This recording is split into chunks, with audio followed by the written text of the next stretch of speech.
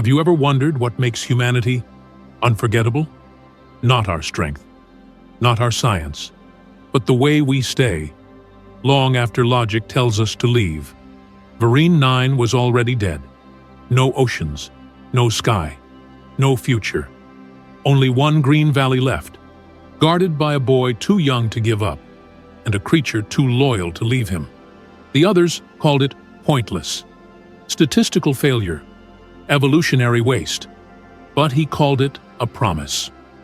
And when the machines came to harvest what little life remained, that promise became something the universe couldn't compute. Because humans don't save worlds out of hope. They do it out of love. And love, in a cosmos built on efficiency, is the most dangerous algorithm ever written.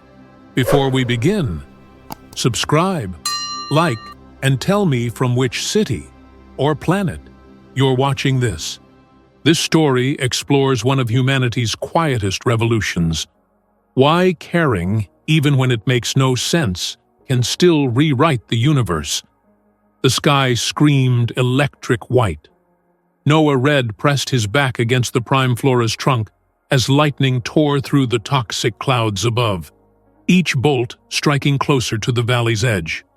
Beside him, Rook crouched low, 4 amber eyes tracking the storm's advance, twin tails rigid as sensors locked on danger.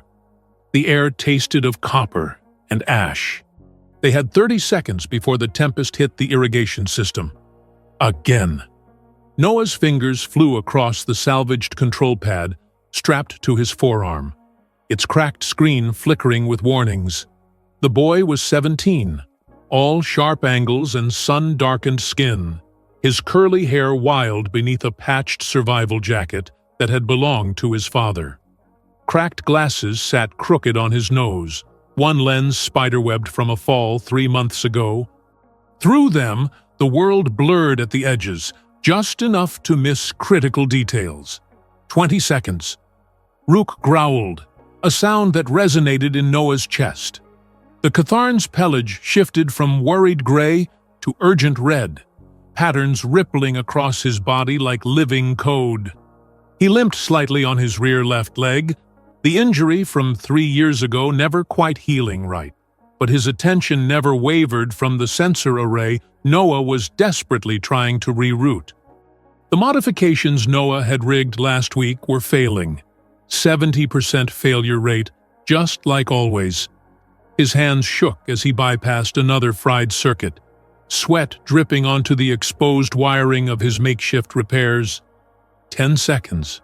Behind them, the prime flora hummed, a subsonic vibration that Noah felt in his bones. The massive tree stretched toward the poisoned sky, its bioluminescent leaves the only source of clean oxygen for 2.4 kilometers. Every day, that radius shrank by 2 meters. Every day, the desert crept closer. Noah's worn backpack lay against the roots, its faded logo barely visible. Terraform Division 42. The number had meant something once, to someone.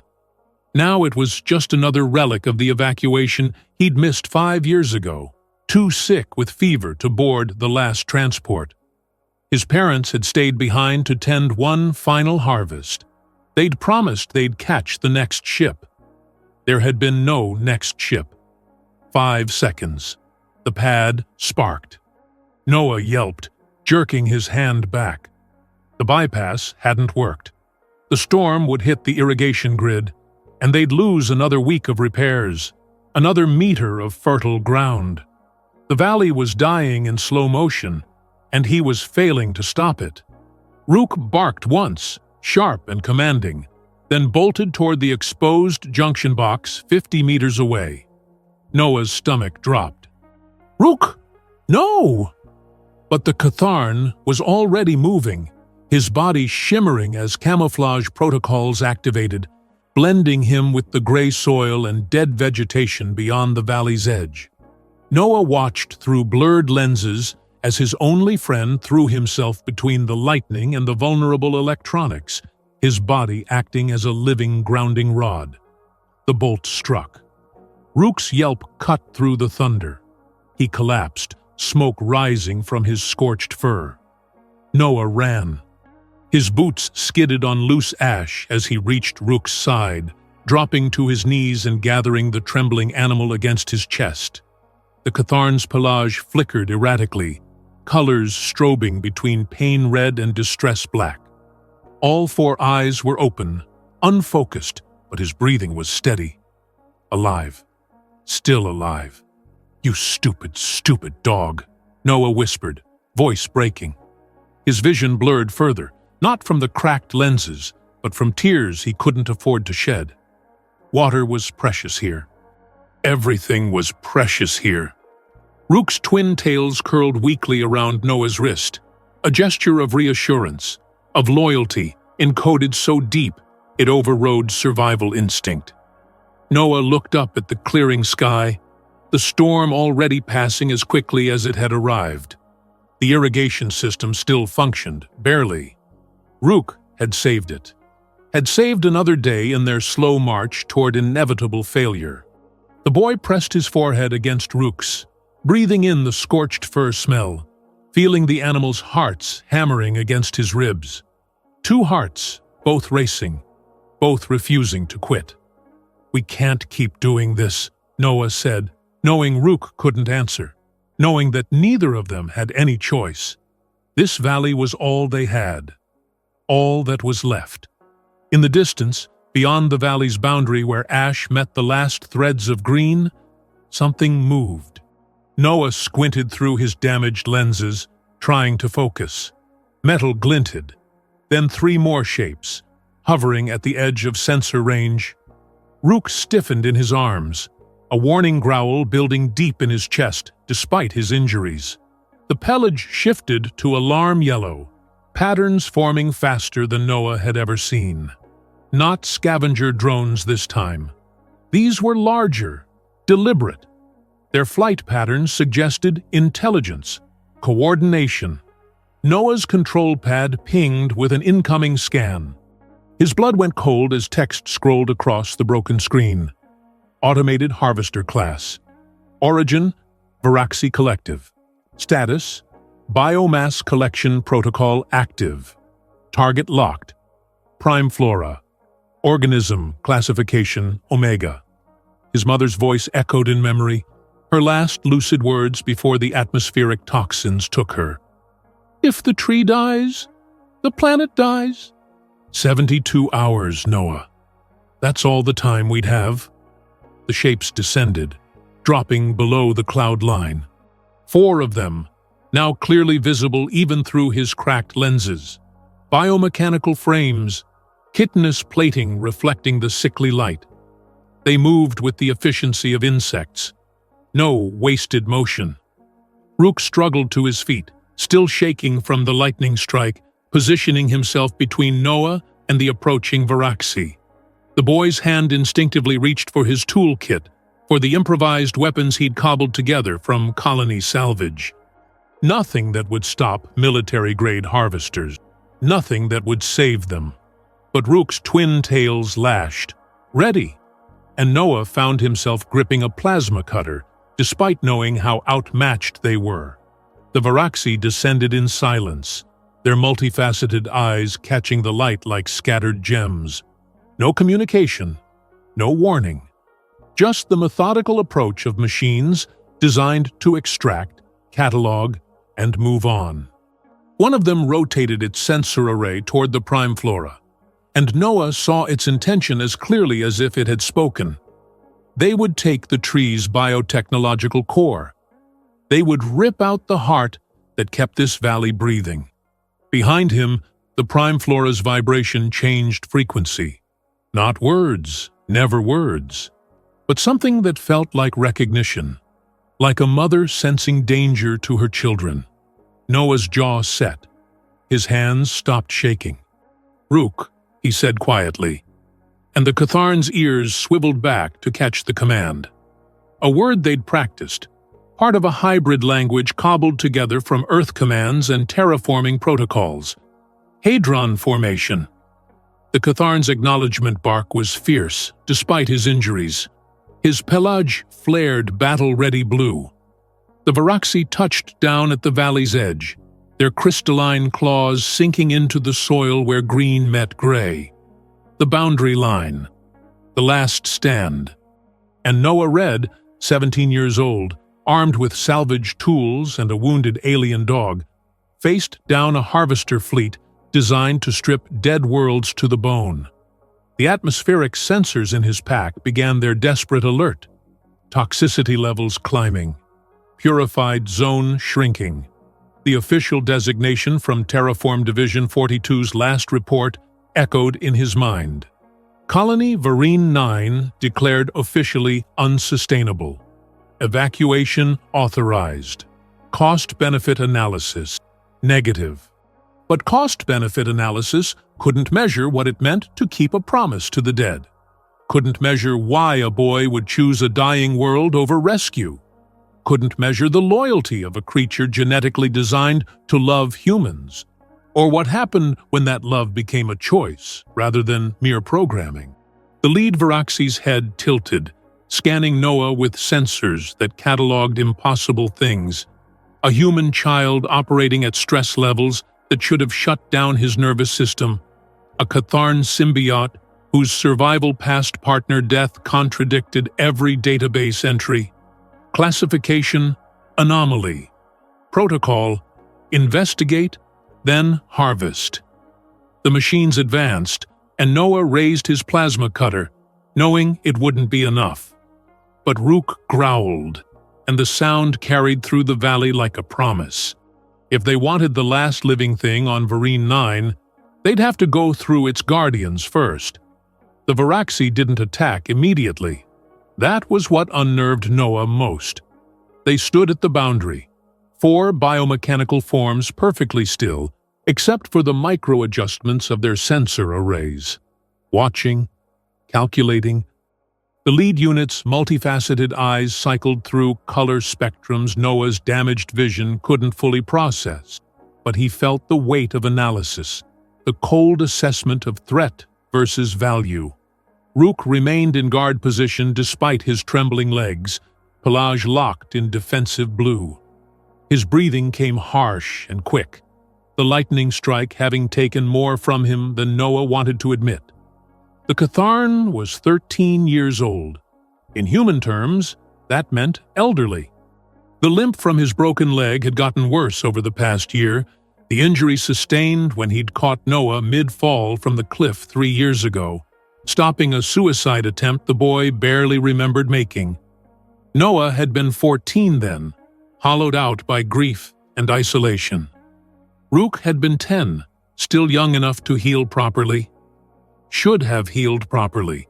But the medical supplies had run out long before bones could be properly set, and the Catharn's genetic programming wouldn't allow him to rest when his human needed guarding. Some debts couldn't be repaid. Noah had learned to live with that weight. The lead Varaxi tilted its head, a gesture that seemed almost curious. A probe extended from its thorax, scanning the air between them. Noah's control pad lit up with intercepted data streams, fragmentary code he couldn't fully parse. But one phrase repeated, compaixão detectada em 0,003% de espécies inteligentes. Classificação, disfuncal evolutiva, ineficiente. Compassion detected in 0,003% of intelligent species. Classification, evolutionary dysfunction, inefficient. The word stung more than it should have. Noah had spent 5 years talking to plants, and a creature who couldn't answer with words. Maybe dysfunction was accurate. Maybe choosing to stay on a dead world while everyone else evacuated was the very definition of broken. But he'd made a promise. His mother, Dr. Sarah Red, had used her last conscious moments to grip his hand and whisper about the prime flora. An Omega-class organism, she'd said, the last of its kind, engineered to terraform hostile worlds through symbiotic biotechnology. If it died, the planet's remaining breathable atmosphere would collapse within 72 hours. Total environmental cascade. She'd made him swear not to let it die. He'd been 12, terrified, and desperate to give her any comfort. So he'd sworn. His father had died 6 hours later, going into convulsions from the same atmospheric poisoning. Noah had been too weak to dig graves deep enough, too young to understand that keeping promises to ghosts could become its own kind of prison. The Varaxi probe withdrew. A burst of ultrasonic communication passed between the 4 units, frequencies beyond human hearing but clearly structured. Language of sorts. Consensus building. The hive mind at work. Noah's fingers tightened on the plasma cutter. It was designed for cutting metal plating, not combat. He had 3 improvised traps scattered around the valley. Pressure-triggered flash charges that would buy seconds at best. His trap success rate was abysmal. Another in a long list of failures. But seconds might be enough for Rook to retreat, to hide in the deeper caves where the Varaxi scanners struggled with interference. Enough for Rook to survive when Noah didn't.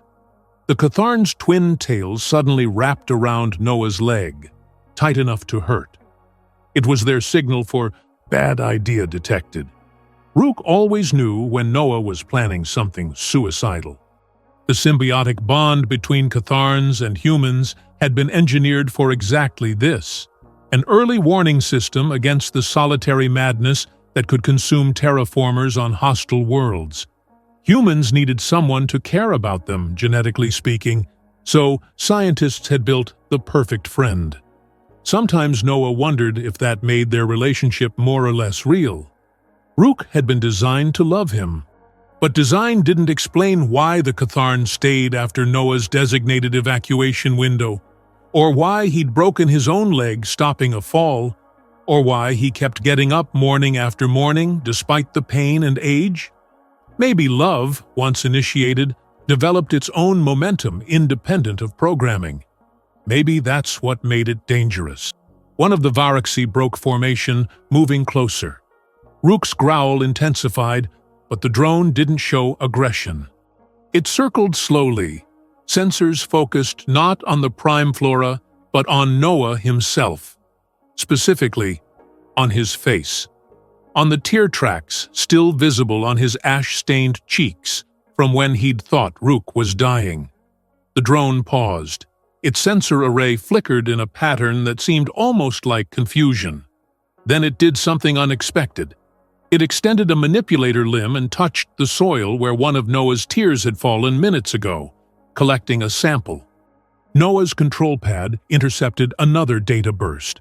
The Varaxi was analyzing the chemical composition of his tears. Cortisol, oxytocin, adrenaline, salt. The breakdown of human emotional response to threatened loss. The drone transmitted its findings to the collective. Noah watched through his cracked lenses as all 4 Varaxi suddenly went still, processing. The ultrasonic communication between them became faster, more chaotic, almost like argument. Then the scanning drone turned its full attention on him and sent a focused transmission that his control pad translated haltingly. Query: why expend resources defending irretrievable asset? Query: why biological imperative contradicts survival optimization? Query: why dysfunction persists? Query: why? Why? It was the first time anything had asked him that in 5 years. Noah opened his mouth, closed it. How did you explain to a hive mind built on efficiency that some things mattered more than survival? That walking away from this valley would mean his parents died for nothing? That their work, their hope, their belief that Varine 9 could bloom again would be proven foolish? That he'd rather die with purpose than live with the emptiness of abandonment? Because, Noah said finally, his voice rough from disuse, if nobody cares, then caring becomes the most powerful thing in the universe. The words sounded stupid as soon as they left his mouth. Childish. The Varaxi would reduce them to data points, find them wanting, and proceed with harvest. But Rook's tails loosened slightly around his leg, and the Catharn made a soft, chuffing sound that Noah had learned to interpret as approval. The scanning drone, which Noah was starting to think of as distinct from the others, froze completely. Its sensor array cycled through patterns too fast to track. Then, slowly, it backed away to rejoin the formation, but it didn't issue an attack command. The four Varaxi stood motionless for another 30 seconds. Then, in perfect synchronization, they turned and departed, rising back toward the cloud line. Not defeated, not converted, just confused enough to hesitate. Noah's legs gave out. He sat hard on the ashen ground, Rook immediately pressing against his side, pelage shifting to concerned gray-green. The boy wrapped his arms around his only friend and pressed his face into the scorched fur, breathing in the smell of ozone and loyalty. "They'll be back," he whispered, "with more, and next time they won't ask questions." Rook's response was to lick his ear, a gesture of comfort that the Catharn had learned from observing Noah's parents with their old dog back on Earth. A memory encoded in video files Rook had accessed during their training. An attempt to speak in the language of human affection. It worked. Noah laughed despite everything, a broken sound that turned into something closer to a sob. He was 17, alone except for an alien dog, defending a dying tree on a planet that had already been written off. His personal log, still dutifully maintained after 1,287 days of solitude, told the story simply. Day 1, 1,287 alone. Rook is old. I am too. But the tree still grows. That has to mean something. Behind them, the prime flora's subsonic hum shifted frequency. Noah felt it resonate in his chest, a pattern he'd learned to recognize over years of daily contact. Not quite language, but close. A response to distress. A mother acknowledging her child's fear. "I know," Noah said, standing and placing one hand on the massive trunk. "I know you're trying. We all are." The tree pulsed once, a vibration that traveled up his arm and made his control pad flicker. Then, for the first time in the 5 years since his mother's death, it did something new. The vibration resolved into a pattern that Noah's audio sensors translated as a single word. "Stay!" Noah froze, his heart hammering. He looked at Rook, whose 4 eyes had gone wide, twin tails rigid with attention. The Catharn had heard it too, confirmed it, made it real. The prime flora could speak. Had always been capable, perhaps, waiting for the right moment, the right need. And its first word was a command, a plea, a recognition that they were in this together. Noah pressed his forehead against the bark, feeling warmth that shouldn't exist on a dying world. "I'm not going anywhere," he promised. "Not while you're alive. Not while there's anything left to protect." High above, the Varaxi circled in holding patterns, waiting for reinforcement, waiting for orders. Their mothership was en route, 7 days out according to the metadata Noah had intercepted. 7 days to prepare, 7 days to live, or 7 days to matter. Rook nudged Noah's hand, then limped toward their shelter, the reinforced cave system where they stored salvaged supplies and maintained their futile repairs. The Catharn paused at the entrance, looking back with an expression Noah had learned to read over a decade of companionship. "Come on, work to do. Always work to do." Noah followed, his plasma cutter still clutched in one hand, his makeshift tools rattling in his backpack with its faded logo. Tomorrow he'd check the traps, reinforce the sensors, tend the few crops still clinging to life at the valley's center. Do all the small, impossible things that added up to defiance.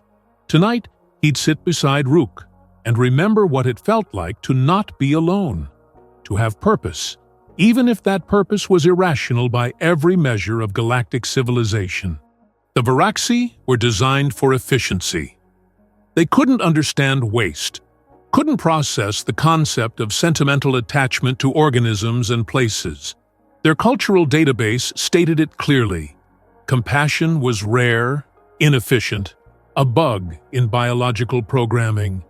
But as Noah settled beside his aging companion, watching the prime flora's bioluminescence paint patterns on the cave walls, he thought that maybe bugs could be features. Maybe inefficiency was its own form of resistance. Maybe love was the glitch in the universe that made everything else worthwhile. The Varaxi returned on the third day with 17 drones. Noah watched them descend through his cracked lenses, his stomach turning to lead. The first 4 had been scouts. These were harvesters, their frames heavier, equipment more sophisticated. They moved with the synchronized precision of a swarm, spreading across the valley's perimeter in a containment pattern that cut off every escape route he'd mapped. Rook stood beside him, pelage locked in battle-ready blue, despite the visible tremor in his hindquarters. The lightning strike 3 days ago had left burns across his shoulders, patches where the adaptive fur wouldn't regenerate. He was old, hurting, and facing 17 opponents designed for industrial-scale resource extraction. Noah's 3 traps were laughable against this force, but they were all he had. "Hadron formation," he whispered, and Rook split left while Noah went right, both moving toward predetermined positions. The plan was simple. Trigger flash charges to disable sensor arrays, use the confusion to fall back to the secondary defensive line, buy time for Rook to what? Escape? Hide? There was nowhere left to run. The lead Varaxi, the one Noah thought of as 7 based on its designation markers, held position at the formation's center. Its sensor array tracked Noah's movement with unsettling focus, not aggressive, but intensely observant, like it was waiting to see what he'd do, what choice he'd make. Noah triggered the first trap. The flash charge detonated with a bang that echoed across the valley, white phosphorus blazing bright enough to overwhelm optical sensors. 3 Varaxi recoiled, their multifaceted eyes shuttering reflexively. For 2.3 seconds, he had an advantage. Noah sprinted toward the irrigation junction, where Rook was already engaging the eastern flank with hit-and-run tactics, his camouflage making him nearly invisible against the ash and rock. The Catharn's jaws closed on a drone's sensor cable, tearing it free with practiced efficiency before vanishing back into cover. Then Noah's second trap failed. The pressure plate didn't trigger. 70% failure rate, right on schedule. A Varaxi drone passed directly over it, unimpeded, and rotated toward Noah with harvesting claws extended. He rolled left, plasma cutter igniting with a shriek of superheated air. The blade caught the drone's leg joint, scoring deep but not deep enough. Chitinous armor absorbed most of the impact. The drone's counterstrike came fast, a crystalline claw raking across Noah's ribs with enough force to crack bone. Pain exploded through his chest. Noah gasped, stumbling, his vision blurring behind the cracked lenses. Red warning indicators flooded his control pad. Biosigns critical, recommend immediate medical intervention, atmospheric toxicity rising beyond safe exposure levels. Across the valley, Rook yelped. Noah's head snapped up in time to see his companion tumbling across the ground, thrown by a drone's impact strike. The Catharn scrambled up, but his damaged rear leg finally gave out. He collapsed, pelage flashing distress yellow, unable to stand. Everything in Noah screamed to go to him. But 3 Varaxi were converging on the prime flora's trunk, their harvesting equipment beginning the extraction sequence. He could see the energy readings spiking on his pad, the biotechnological core being probed, measured, prepared for removal. 72 hours after the core died, his mother had said. That's how long the atmosphere would last. That's how long Noah would have to suffocate on the world he'd refused to leave. He made his choice, turned away from Rook, ran toward the prime flora. The guilt hit harder than the broken ribs.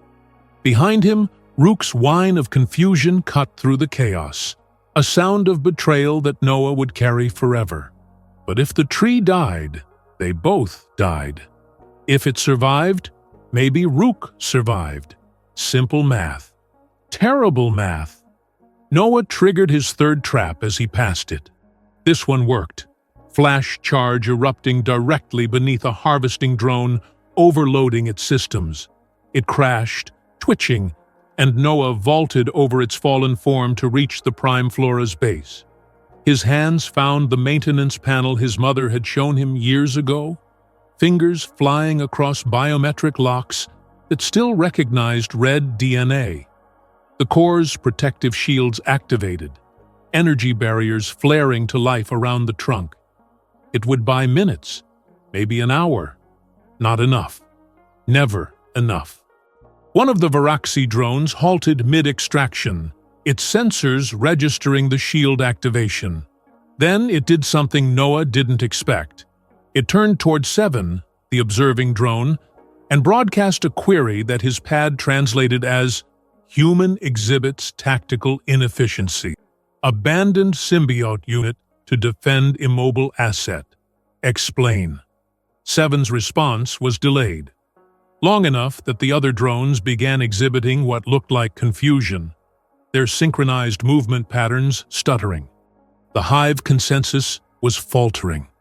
Then 7 moved, not toward the prime flora, but toward Rook. Noah's heart stopped. He started to run, but pain lanced through his broken ribs, dropping him to his knees. All he could do was watch as the biomechanical drone approached his fallen companion, sensors focused on the injured Catharn. Rook bared his teeth, a final show of defiance. His pelage cycled through colors rapidly, fear mixing with aggression, acceptance mixing with rage. Noah recognized the pattern, had seen it twice before when Rook's previous human partners had died. The Catharn was preparing for his own death, the way his genetics programmed him to, protecting the pack to the very end. 7 extended a manipulator limb. Noah screamed, wordless and broken. But the drone didn't strike.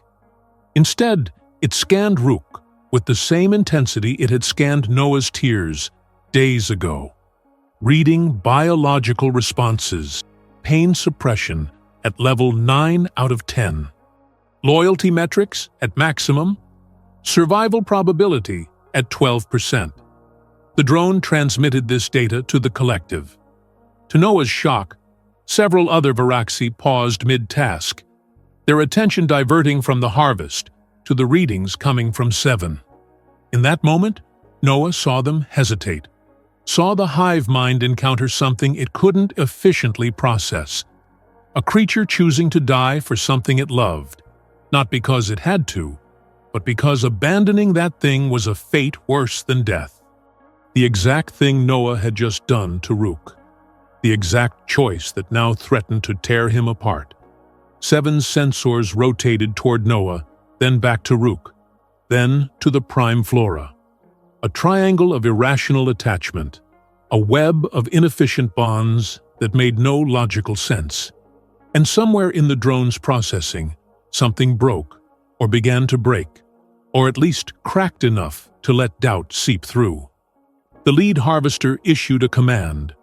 The swarm began to withdraw, not in defeat, but in confusion. Orders were changing, the consensus was fracturing.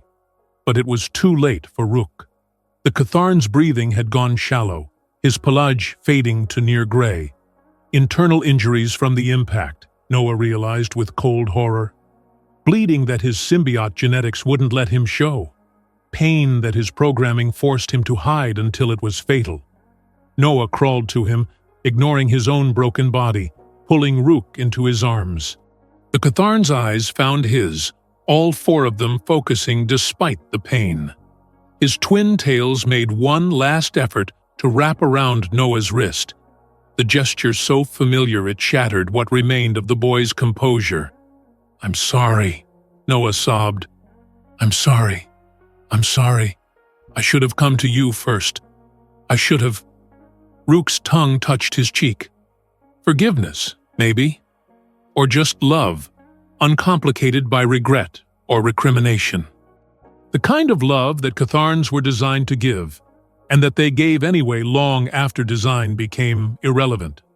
Above them, the Varaxi circled in confusion. 7 remained closest, its sensors locked on the scene. Recording, trying to understand, failing.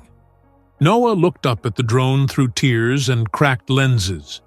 "He's dying because of me," he said, voice raw. "Because I chose wrong. Because I thought I could save everything and ended up saving nothing." 7 processed this, then transmitted a query that appeared on Noah's pad. Efficiency would dictate abandoning organism. Human chose prime flora over symbiote. Logical.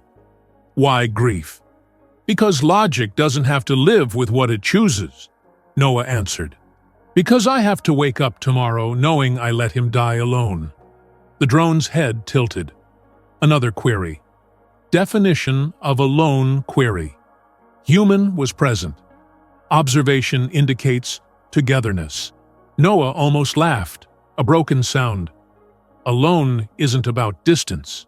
It's about being the only one who understands what you've lost. For a long moment, 7 didn't respond. Then its sensor array pulsed in a pattern Noah's pad struggled to translate. But the meaning came through. Error detected. Efficiency without purpose is only movement. Movement without love is only vibration. Concept requires further analysis. The other Varaxi received this transmission.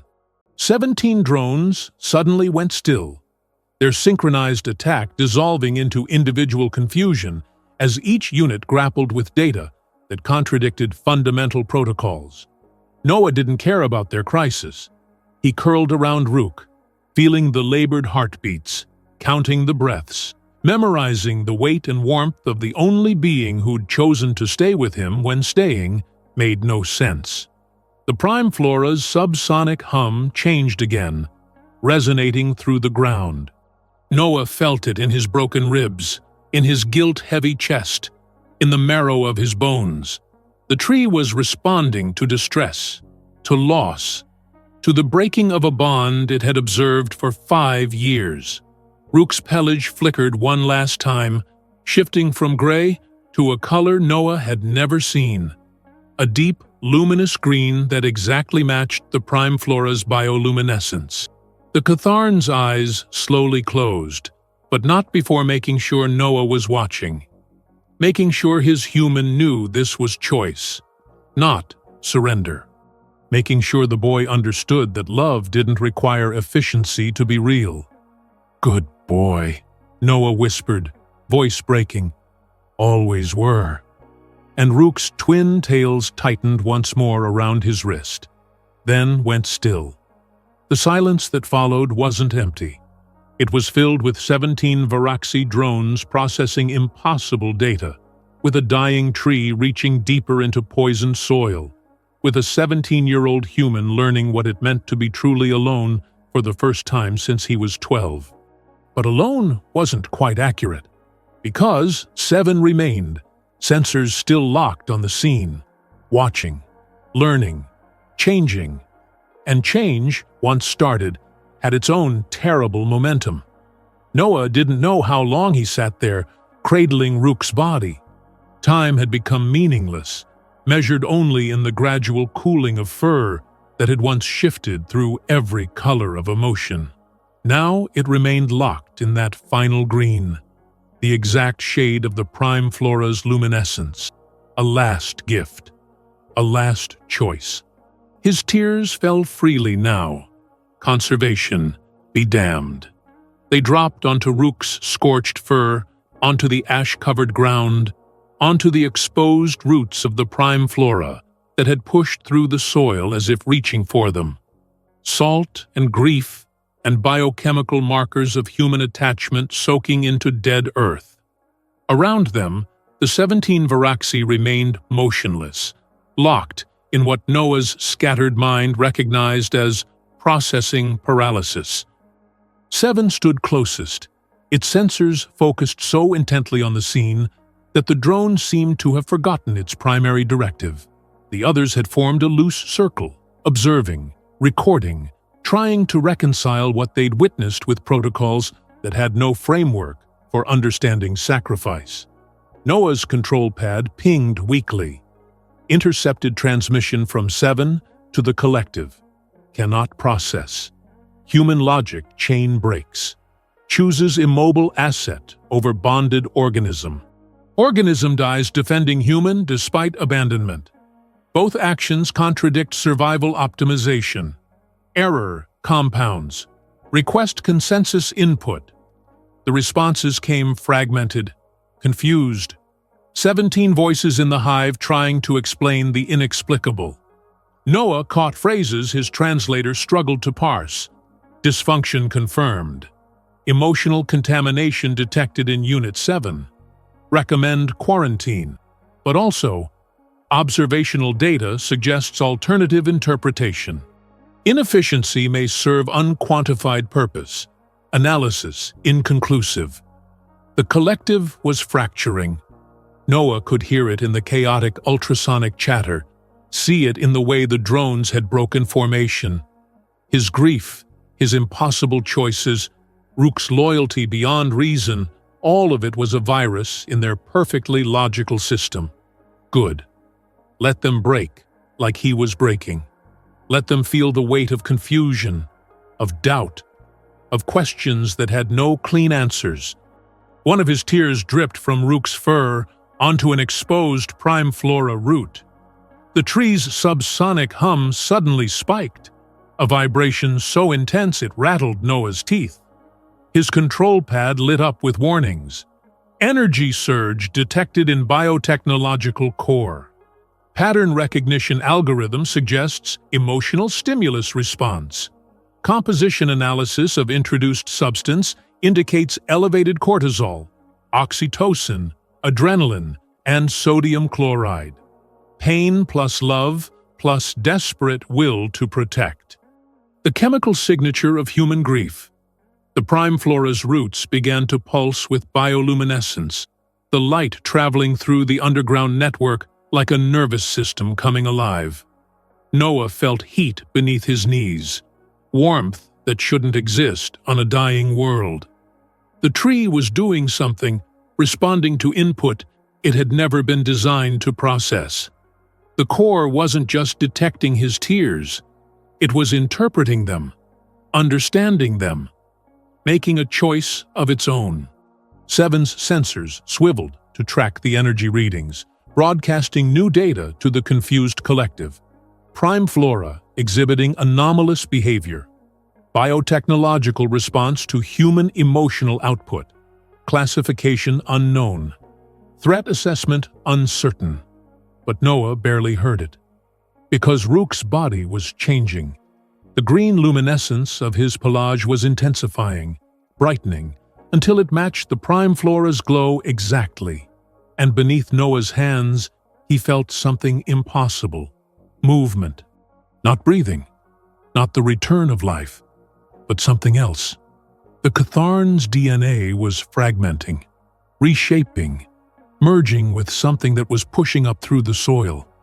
Mycelial threads, the tree's underground network, wrapping around Rook's body like gentle fingers, accepting him, absorbing him, making him part of something larger. Noah gasped, pulling back, watching as the roots cradled his companion with what could only be called tenderness. Rook's form began to blur at the edges, biological matter breaking down and reforming, carbon and nitrogen, and all the elements that made a body being redistributed through the tree's vast network. He wasn't decomposing. He was being remembered, encoded. His loyalty, his love, His choice to stay and fight and die protecting what mattered. All of it was becoming part of the prime flora's living memory. The tree pulsed once, twice, and Noah felt something he'd never felt before. Recognition. Not of him as Noah read, botanist's son, but as packmate, as family. Rook's family, which meant the prime flora's family now. Seven stepped closer, sensors locked on the transformation. Its multifaceted eyes cycled rapidly through spectrums, trying to quantify what it was witnessing. Then it did something unprecedented.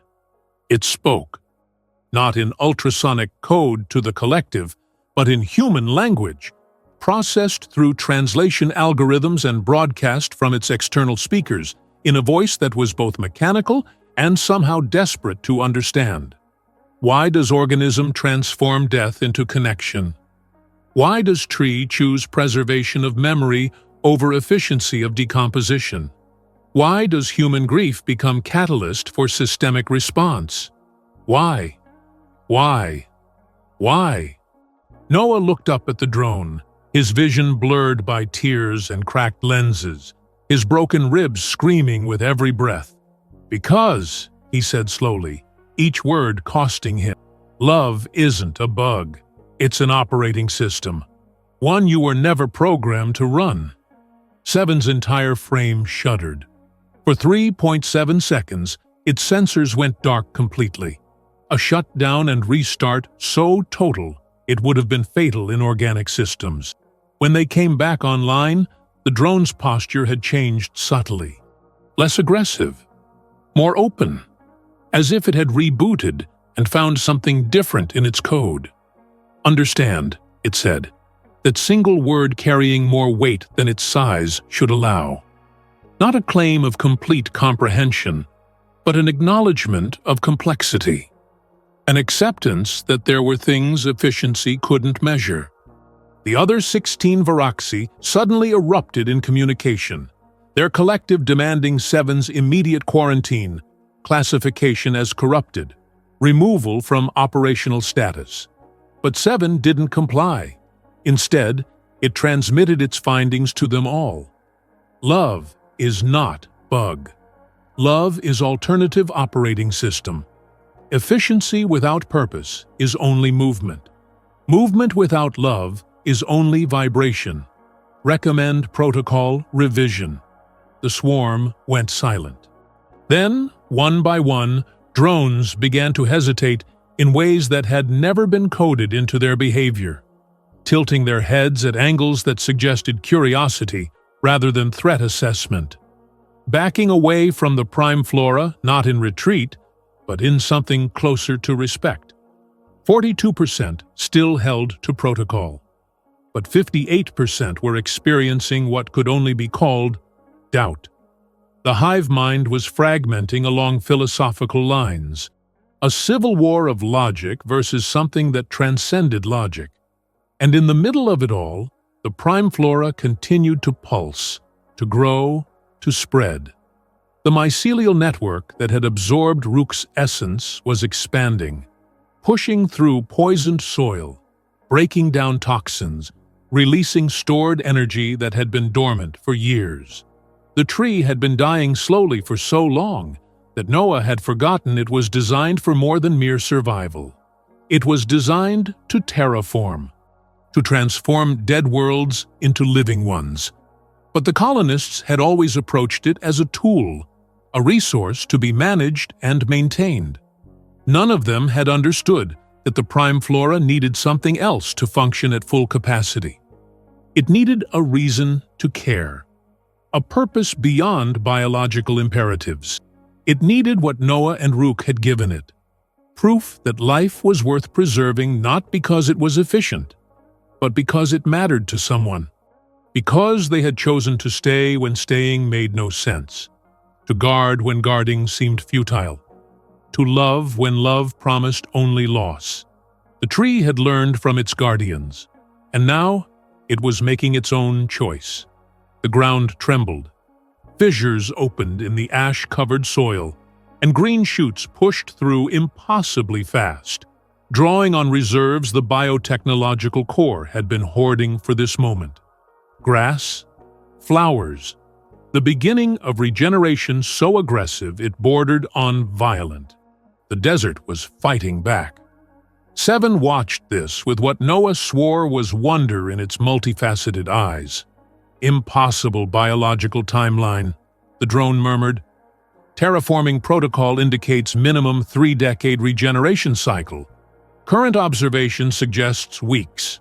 Contradiction requires explanation. It's not about the timeline, Noah said, his hands pressed against the soil where Rook had disappeared into roots and light. It's about the why. The tree finally has a reason to try. Overhead, the toxic clouds began to thin. Not much. Not enough to declare the world saved, but enough to see a hint of stars, of sky, of something beyond the poison. The atmospheric sensors in Noah's pack chimed with revised projections. Toxicity declining at 0.03% per hour. Purified zone expanding at rate of 4.2 meters per day. Not fast enough to save the planet before the Varaxi mothership arrived in 4 days, but fast enough to prove that salvation was possible. That dead worlds could choose to live again if given the right catalyst, the right sacrifice. Noah collapsed, his broken ribs finally overwhelming his adrenaline. He lay on ground that was growing warmer, softer, as grass pushed through ash around him. His last conscious thought was of Rook, merged with the tree, spreading through the soil, becoming the foundation of the world they'd both refused to abandon. When he woke, Seven was standing guard over him. Not harvesting, not assessing, just watching, as if trying to understand what it meant to care about the survival of a single irrational human. The drone's first words when it detected Noah's consciousness were simple. Unit 7 has been classified as corrupted by Collective. Unit 7 accepts classification. Unit 7 chooses to remain. Noah laughed, then immediately regretted it, as pain lanced through his chest. "Welcome to the club," he whispered. "Corruption looks good on you." Seven's sensors cycled in what might have been the Varaxi equivalent of confusion. Or perhaps humor. Perhaps the beginnings of something that resembled personality, rather than mere programming. Around them, the valley continued its impossible transformation. And overhead, the mothership drew closer, bringing with it a collective that would have to decide, was efficiency worth more than the evidence of their own eyes? Could a hive mind change its operating system when confronted with proof that love was more than a biological glitch? Could a dead world bloom because a boy and his dog had refused to let it die alone? Noah pressed his hand to the soil, feeling warmth that was both prime flora and Rook, both tree and companion, both memory and promise. "We're not done yet," he told the ground, the grass, the roots that carried his best friend's essence. "You hear me? We're not done." And deep below, traveling through mycelial networks across kilometers of recovering soil, came a response. Not words, not quite, but a vibration pattern that Noah's heart recognized before his mind could translate it. The echo of a bark, the promise of loyalty that transcended death, the assurance that he would never face the remaining battles alone. Rook had found a way to stay, after all, and that changed everything. 50 years after Noah Red chose to stay, the archaeological team from the Galactic Survey Corps landed on Varine 9 expecting to catalog ruins. Instead, they found a forest. Dr. Yara Chen stood at the edge of what had once been called the Valley of Last Light, her instruments struggling to process the readings. The entire planet showed signs of aggressive terraforming, vegetation density comparable to Earth-normal worlds, atmospheric composition breathable without filters. According to every historical record, this should have been impossible. Varine 9 had been declared dead, its colonization abandoned, its last indigenous life forms categorized as extinct. Yet here she stood, breathing unassisted air thick with the scent of living things. "Team lead, you need to see this," called her xenobotanist, gesturing toward the valley's center. "The central specimen is off the scale. It's not just old, it's Omega class. The genetic markers match prime flora classification, but that species was confirmed extinct." Yara followed, her boots pressing into soil so rich it seemed impossible for a world with Varine's history. As they approached the massive tree dominating the valley, she noticed something unusual at its base.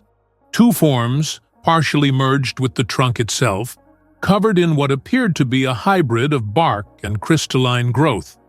A human child, maybe 17 by bone structure analysis, and a quadruped creature of unknown classification, both positioned as if guarding the tree. Both locked in poses that suggested they died together, or perhaps had chosen to become part of something larger. "Run a genetic analysis," Yara ordered, her scientific detachment faltering as she traced the outline of the child's face. Even in stone and bark, even transformed by 5 decades, there was something peaceful in the expression, something resolved. The results came back quickly, and they made no sense. The human DNA matched records from the original Varine 9 colony. Noah Red, age 17, son of lead botanists Sarah and Michael Red. Deceased, according to evacuation manifests, presumed lost when he missed the final transport. The quadruped was even stranger. Catharn classification, symbiote species Rook 217, theoretically deceased 3 years before the colony abandonment. Yet, the DNA wasn't just preserved, it was integrated throughout the tree's root system, merged with mycelial networks in patterns that suggested intentional symbiosis rather than mere decomposition. "They're not statues," breathed the xenobotanist. "They're part of the tree. The boy and the animal, they're woven into the entire ecosystem. Every root, every branch, carries traces of their genetic material. It's like the tree remembered them down to the molecular level." Yara's assistant pulled up the historical records, and what she found made her hands tremble. The last transmission from Varine 9 had been strange, logged 50 years ago from an unidentified source. Anomalous event detected. Single human defending biosphere against Varaxi harvest operation. Logic quotient, non-existent. Emotional impact quotient, measurable. Recommend observation protocol rather than intervention. The transmission had been ignored, classified as drone malfunction. But now, standing in a forest that shouldn't exist, Yara wondered what they'd missed. A sound interrupted her thoughts. Movement from deeper in the valley. The team's guards raised weapons, but what emerged from the tree line wasn't a threat. It was a Varaxi drone, ancient by mechanical standards, its carapace showing 5 decades of weathering. But unlike any harvester model Yara had encountered, this one moved with something approaching reverence as it approached the tree. It stopped before the merged forms of Noah and Rook, tilted its head, and placed one crystalline claw against the bark. Not to harvest, to touch, to remember. "Designation 7, the drone said in perfect standard, its voice carrying undertones that sounded almost like grief. "Original assignment, biomass collection, Varine 9, current assignment, Guardian, duration, 50 years, 3 months, 4 days. Status, ongoing until system failure." Yara approached slowly, her recorder capturing every word. "You were there, when this happened, when the planet transformed." Seven's multifaceted eyes rotated toward her. "Affirmative." Unit 7 observed events designated Anomaly Red. Witnessed human prioritize preservation over survival. Witnessed Catharn symbiote choose loyalty over logic. Witnessed prime flora transform grief into genesis. Unit 7 experienced operational error. Unit 7 was corrupted by understanding. Corrupted, Yara repeated softly.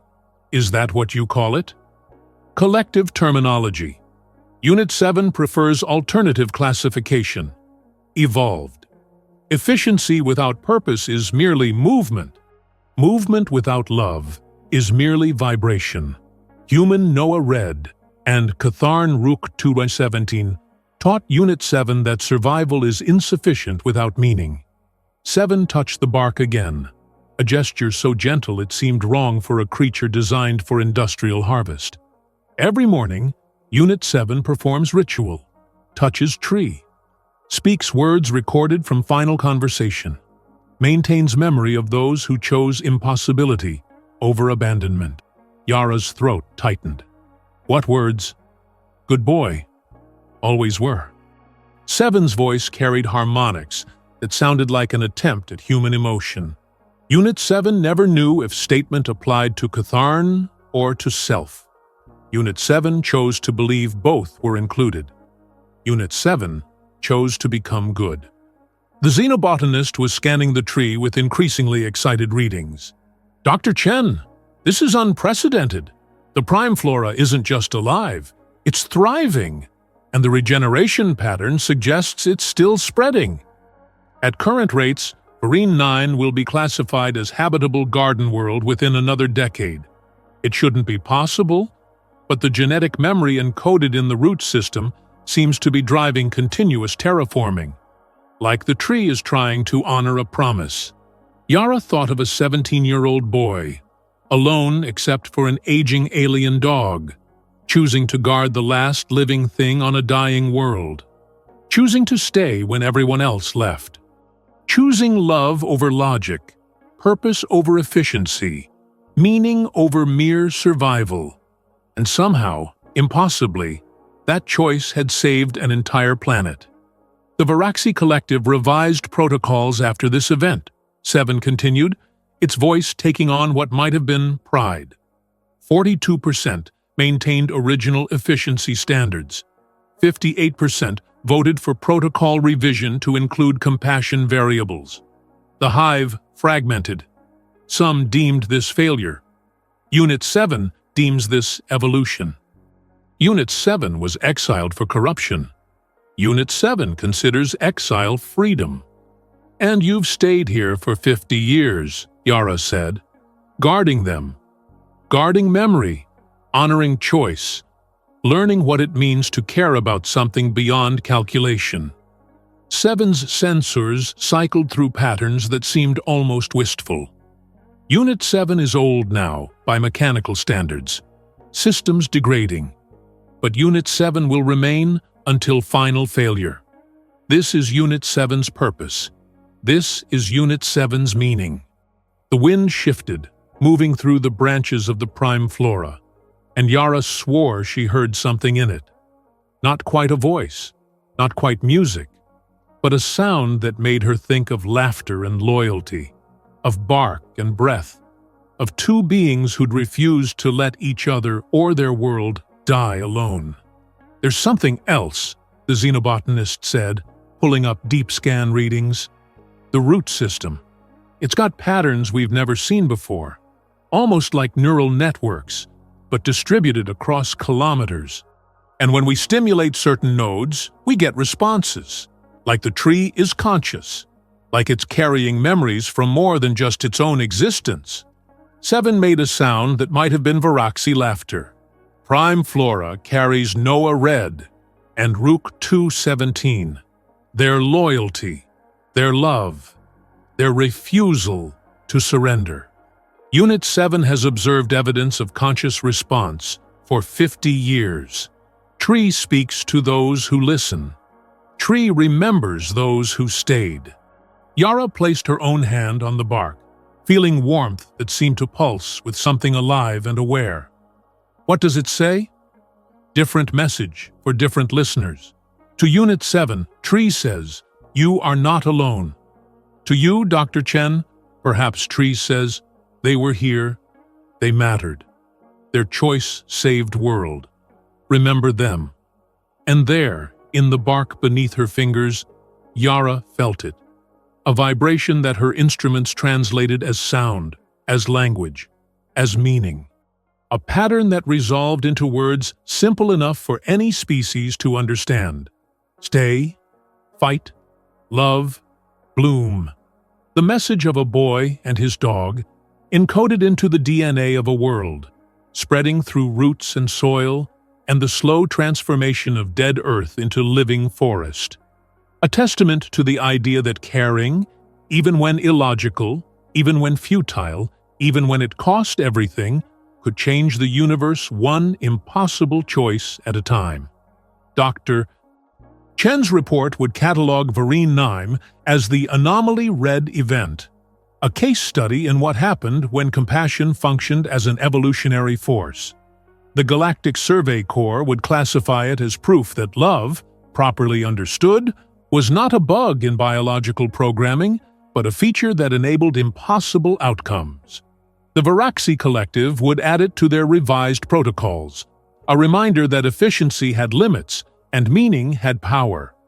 And 7 would remain, guarding the memory of 2 beings who taught a machine to care, until the day its systems finally failed and its consciousness joined the tree. Another layer of love and loyalty added to the forest's living memory. Years later, colonists would return to Varine 9, drawn by reports of impossible transformation. They would build new settlements around the valley, respectful of the guardian tree and its mechanical sentinel.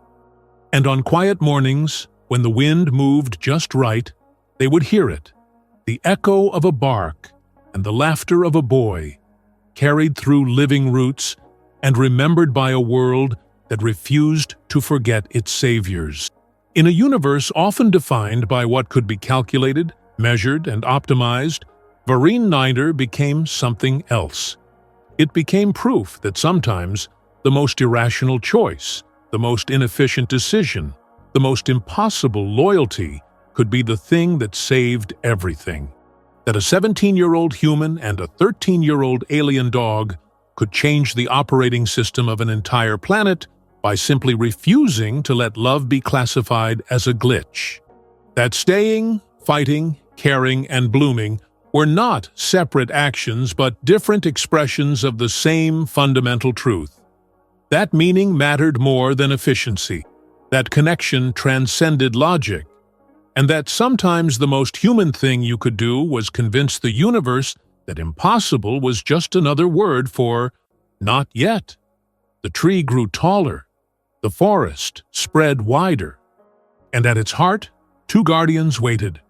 Forever 17 and 13, forever choosing to stay, forever teaching anyone who'd listen that love was not the question. Love was always the answer. The galaxy would call it the anomaly red event. But those who truly understood would call it by its real name, hope, embodied in soil and root and memory. Hope that refused to die even when death seemed certain. Hope that transformed worlds not through technology or power, but through the simple, radical choice to care, when caring made no logical sense. Noah Red and Rook 217 had guarded the last living valley on a dead world, and in doing so, they'd taught the universe a lesson it would never forget. Humanity, and those who loved them, were never truly alone. They carried each other in ways that transcended flesh and code and time itself. They bloomed in the darkest places. They transformed loss into legacy. They made the impossible merely improbable. And then they did it anyway. Because that's what it meant to be alive. Not just to survive, but to matter. Not just to exist, but to choose. Not just to endure, but to bloom. And bloom they did, forever and always, in a forest born from tears and watered by loyalty, growing toward a sky that was no longer poison, but promise. The last gardeners of Varine 9 had done their job. The rest of the universe was just beginning to understand what that meant. In the end, Marine 9 wasn't reborn because of science. It was reborn because two hearts refused to stop beating for what they loved. They proved that purpose doesn't come from logic or algorithms, but from the courage to care, even when the universe says it's pointless. And maybe that's humanity's quiet rebellion, turning grief into growth, loss into legacy, and death into the beginning of something alive. Because in a cosmos that measures everything by efficiency, humanity reminds it that meaning has no equation. It's something you choose. What would you have protected if everyone else had already given up? Do you think love can be an act of defiance, not emotion, but evolution? When survival is no longer enough, what makes life worth continuing? If you felt what this story meant, write the word bloom in the comments, just to show you stayed until the end. Tell me, from which city or planet are you watching? Subscribe if you believe stories like this remind us what we're still capable of. Like, share, and click on the final card to see more tales of what it truly means to be human, out there among the stars.